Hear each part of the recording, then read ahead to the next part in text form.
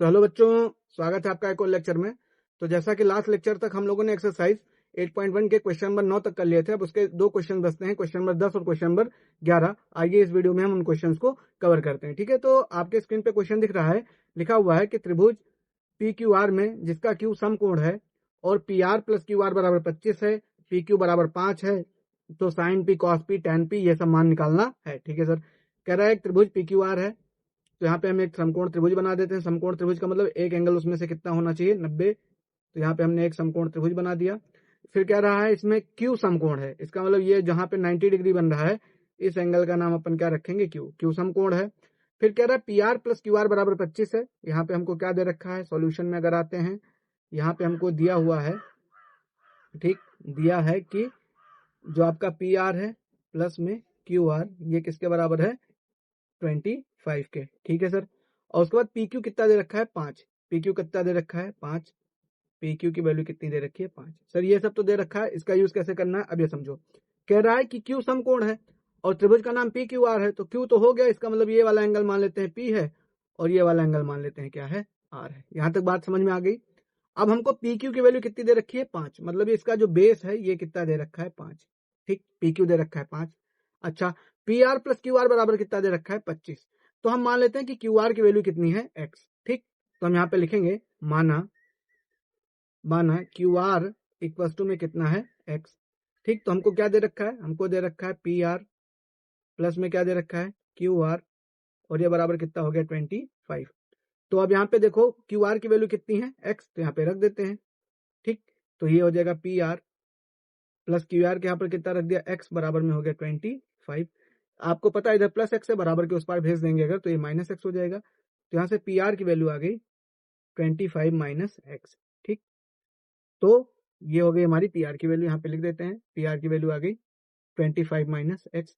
अब चूंकि जो त्रिभुज पी क्यू आर है एक समकोण त्रिभुज है, और समकोण त्रिभुज में हम लगा सकते हैं पाइथागोरस प्रमेय, तो यहाँ पे लिखेंगे पाइथागोरस प्रमेय से।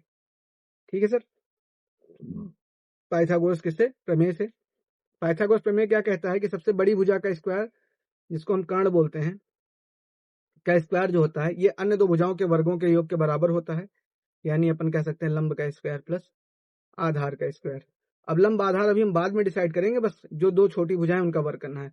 तो कर्ण मतलब बड़ी भुजा, बड़ी भुजा का नाम अभी 25 माइनस एक्स है, तो यहाँ पे लिख देंगे 25 माइनस एक्स का होल स्क्वायर बराबर लंब। लंब का नाम अभी मान लो क्यू आर, क्यू आर की वैल्यू कितनी है, एक्स, तो ये हो जाएगा एक्स का स्क्वायर प्लस आधार है, आधार का नाम मान लेते हैं 5 और ये हो जाएगा 5 का स्क्वायर।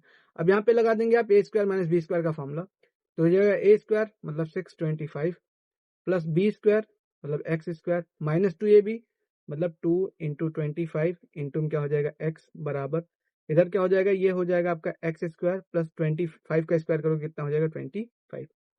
अब अगर एक काम कर सकते हैं, इसको थोड़ा और सिंपल कर सकते हैं, तो ये हो जाएगा 625 प्लस में एक्स स्क्वायर माइनस 25 गुना 50x बराबर ये हो जाएगा एक्स स्क्वायर प्लस में कितना हो जाएगा, 25। अब राइट साइड में जितनी चीजें उनको उठा के लेफ्ट में लेके आ जाएंगे। ठीक है, तो ये हो जाएगा 625 प्लस में क्या हो जाएगा, एक्स स्क्वायर माइनस 50x, इधर प्लस एक्स स्क्वायर इधर आएगा माइनस एक्स स्क्वायर, उधर प्लस 25 था इधर आएगा माइनस 25, एक वस्तु क्या हो गया, 0। अब यहाँ पे आप देखोगे तो एक्स स्क्वायर से ये वाला एक्स स्क्वायर कैंसिल हो जाएगा। अच्छा, उसके बाद फिर क्या बचेगा, ये बचा 625 माइनस में 25 माइनस 50x एक वस्तु क्या हो गया, 0। अब 625 में से 25 जाएगा तो कितना बच जाएगा, 600, इधर माइनस 50x था बराबर के उस पार जाएगा तो प्लस 50x हो जाएगा। ठीक, तो यहाँ से जब आप x की वैल्यू निकालोगे तो x की वैल्यू हो जाएगी, ये हो जाएगा 600 बटे में कितना हो जाएगा, 50। तो ये 0 0 कैंसिल हो गया, 5 एकन्नम 5, 12 पंचे 60। इसका मतलब x की वैल्यू कितनी आ गई, 12।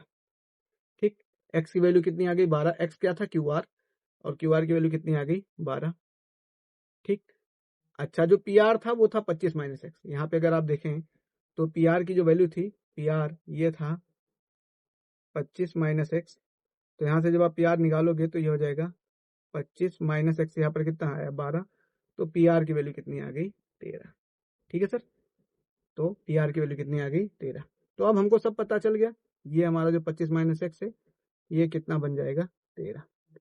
अब हो गया। अब इसने जो जो कहा है वो निकाल देते हैं। कह रहा साइन पी कॉस पी और टेन पी के मान ज्ञात करो। ठीक, तो हमसे पहले पार्ट में क्या पूछा है, साइन पी। साइन पी में मैंने आपको बता रखा है कि ये होता है हमारा लंब और बटे में क्या होता है कर्ण। ठीक है, ये होता है लंब, बटे में क्या होता है कर्ण। लंब कैसे डिसाइड करते हैं कि जिस एंगल की बात कर रहे हो उसके सामने वाली भुजा। तो अभी हम एंगल पी की बात कर रहे हैं, तो पी के सामने ये हमारा पी, ठीक, और पी के सामने ये वाली जो भुजा है ये लंब हो जाएगी। तो लंब का मतलब क्या हो गया क्यू आर, और बटे कर्ण का मतलब पी आर। ठीक, तो यहाँ से साइन पी बराबर हो जाएगा, यहाँ से अपन लिख सकते हैं साइन पी बराबर क्यू आर बटे में क्या हो जाएगा पी आर। ठीक, वैल्यूज हमको पता है, क्यू आर की वैल्यू कितनी है 12 और पी आर की वैल्यू कितनी है 13, तो ये हो जाएगा 12/13। तो यहाँ से साइन पी की वैल्यू हो गई 12 बटे में क्या हो गया 13। ऐसे जब कॉस पी निकालोगे तो कॉस पी में होता है आधार बटे कर्ण। कॉस में क्या होता है आधार बटे कर्ण। अच्छा, आधार क्या है नीचे वाला वहां पे। ठीक, कॉस पी बराबर, मैंने बताया जिस एंगल की बात करते हो उसके सामने की भुजा क्या हो गई लंब, क्यू आर हो गया लंब। कर्ण तो हमेशा फिक्स है कि ये जो सबसे बड़ी भुजा होती है इसे क्या बोलते हैं कर्ण। तो बचा क्या आधार, ये है। तो कॉस में होता है आधार बटे कर्ण, तो इसका मतलब पी क्यू और अपॉन में क्या हो जाएगा पी आर। तो कॉस पी जो है ये आपका हो जाएगा पी क्यू और अपॉन में क्या हो जाएगा P R.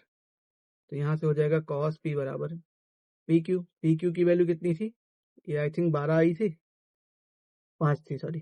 P Q value 5 और पी आर की वैल्यू 13, तो 5 बटे क्या हो जाएगा 13। तो यहाँ से हो जाएगा 5 बटे में 13।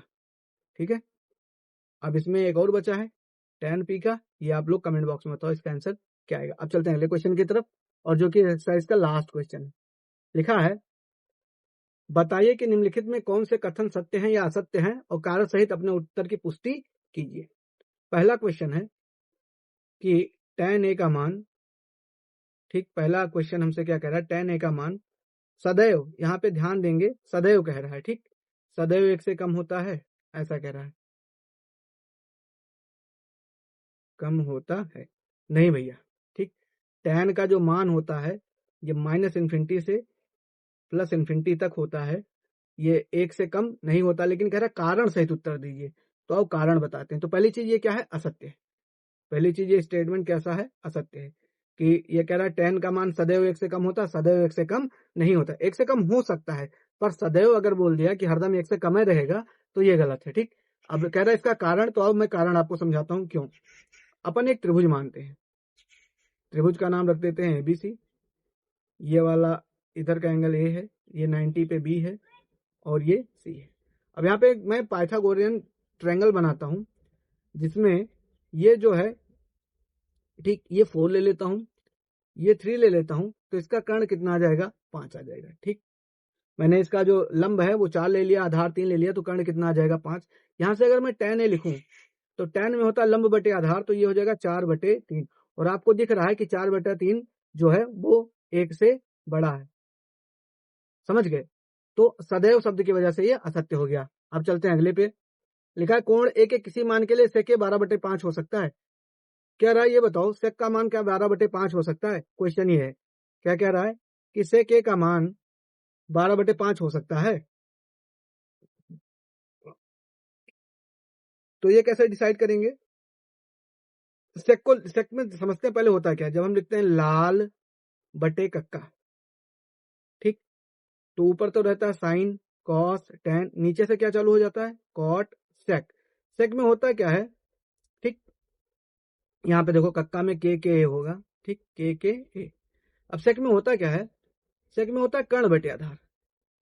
सेक में क्या होता है कर्ण बटे आधार। ठीक है सर, तो जब अपन देखते हैं सेक, सेक के बराबर, सेक में होता है कर्ण और बटे में क्या होता है, ठीक, आधार। ठीक है सर, अब कह रहा है कि क्या ये 12 बटे कितना हो सकता है 5। हाँ हो सकता है, क्यों, और तुमको एक ट्रायंगल बताते हैं। 12/5 का मतलब 2 से बड़ी वैल्यू। अपन एक ट्रायंगल बनाते हैं पाइथागोरियन ट्रायंगल, ये, ठीक, इसमें ये ए है, ये बी है, ये सी है, ये वैल्यू 5 ले लेते हैं, ये वैल्यू 12 ले लेते हैं, तो ये कितना आ जाएगा 13। समझ गए, ये कितना आ जाएगा 13, क्योंकि 12 बराबर 144, 5 × 5 = 25, 144, 25, 169 का अंडर रूट कितना आ जाएगा 13। तो यहाँ से अगर आप सेक लिखना चाहो तो सेक हो जाएगा, कर्ण की वैल्यू कितनी है 13 और बटे में कितना लिखा है 5। है भैया, पॉसिबल है, समझ गए। तो ये बात सत्य है। अब चलते हैं आगे। ठीक, कॉस ए, फिर लिखा है कॉस ए कोण ए और कोसेकेंड के लिए प्रयुक्त एक संक्षिप्त रूप है। हाँ ये सही है, ये सत्य है, ये आपको जानना चाहिए, याद करने वाली ट्रिक है। कॉट ए और कॉट और ए का गुणनफल होता है, नहीं, ये आप बिल्कुल गलती में ना रहे। लिखा है कॉट और कॉट ए का गुणनफल कॉट होता है, नहीं। वो इस कहने का मतलब ये कह रहा है, चूतिया बना रहा है हमको, कह रहा है कॉट और इसका गुणा कर दें ए तो ये क्या बन जाएगा कॉट ए। ना भैया, ना ना ना ना, ये सब नहीं होता। ठीक, तो ये असत्य है, एंगल कभी जुदा नहीं होता इनसे। क्या कह रहा है किसी भी थीटा के कोण के लिए साइन थीटा 4/3 हो सकता है। ठीक, लास्ट पार्ट है, कह रहा है कि किसी भी कोई भी एंगल ले लो, क्या साइन थीटा की वैल्यू 4/3 हो सकती है। तो 4/3 का मतलब समझने में अगर हम समझें तो इसका मतलब है कि 1 से बड़ा। क्या कह रहा है कि साइन थीटा क्या 1 से बड़ा हो सकता है, कभी नहीं, नेवर नेवर। क्यों, आओ बताते हैं। 1 हो सकता है पर 1 से बड़ा नहीं हो सकता, क्योंकि साइन होता क्या है, लंब और बटे में कर्ण। समझ गए, साइन होता क्या है, लंब और बटे में क्या होता है कर्ण। और आपको ये पता है कि लंब हमेशा कर्ण से क्या होता है, छोटा। लंब हमेशा कर्ण से क्या होता है, छोटा। तो अगर मान लो लंब 0.9 है और कर्ण तुम्हारा 1 है, 2 है मान लो, तब भी तो ये वैल्यू हमेशा 1 से छोटी ही आएगी ना। तो जब किसी छोटी संख्या को बड़ी संख्या से भाग करते हैं तो आंसर हमेशा 1 से क्या आता है, छोटा आता है। तो इस हिसाब से ये पॉसिबल नहीं है। ठीक है सर, तो इस वीडियो में मैंने आपकी एक्सरसाइज खत्म कर दी। अब नेक्स्ट वीडियो में हम निकालने वाले हैं 30 डिग्री, 60 डिग्री, 45 डिग्री के कोणों के मान, एकदम प्रूफ करेंगे जबरदस्त तरीके से। Thank you.